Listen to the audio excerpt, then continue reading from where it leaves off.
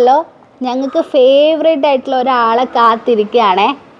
ആൾ ഏതാനും നിമിഷങ്ങൾക്കുള്ളിൽ ഇവിടെ കടന്നു വരും ഗൈസ്. ആ പേര് ഞാനിപ്പോൾ പറഞ്ഞാൽ അവിടെ ഇരിക്കുന്ന ലാവി ഇവിടേക്ക് വരും. കാണിച്ചു തരട്ടെ. അതുൽ ഭായ് വരുന്നുണ്ടെന്ന് തോന്നുന്നു.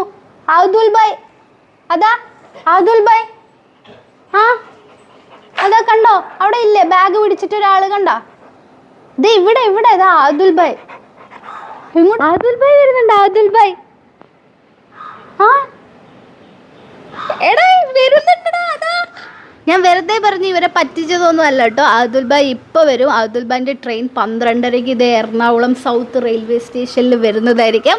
അപ്പോൾ ഇനി അതുൽ ഭായ് വന്നിട്ട് ഞങ്ങൾ കാണിച്ചു തരാം. അതുൽ ഭായ് പറഞ്ഞതുപോലെ കറക്റ്റ് സമയത്തിനെത്തി. പക്ഷേ ലിയോ ലാവി നല്ല ഉറക്കത്തിലായിരുന്നു. ഉച്ചയ്ക്ക് ഫുഡൊക്കെ കഴിച്ചതുകൊണ്ട് വരാന്തയിൽ അവരെ കിടത്താനായിട്ട് പറ്റില്ല, നല്ല വെയിലാണ്. അപ്പോൾ കൂട്ടിലോട്ടാണ് അവരെ മാറ്റാറുള്ളത്. ഫാനൊക്കെ വെച്ച് കൊടുക്കും, അപ്പോൾ നല്ല സൗകര്യമാണ് അവർക്ക് കിടക്കാൻ. അപ്പോൾ ആ ഒരു സമയത്താണ് ബായ് വന്നത്. ഉറക്കത്തിലാണെങ്കിലും ലിയോ ലാവി ബായിനെ മൈൻഡ് ചെയ്യാൻ മറന്നില്ല.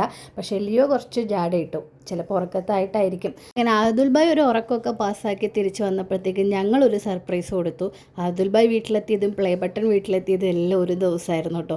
ഞങ്ങൾക്ക് അതുൽ ഭായ് പുറത്തുനിന്നുള്ള ഒരാളല്ല, ഞങ്ങളുടെ ഫാമിലി മെമ്പറാണ്. സോ ഈ ഒരു സന്തോഷത്തിൽ അതുൽ ഭായിനെയും കൂടെ കൂട്ടാൻ പറ്റിയില്ല, ഞങ്ങൾക്ക് ഒരുപാട് ഹാപ്പിയാണ്.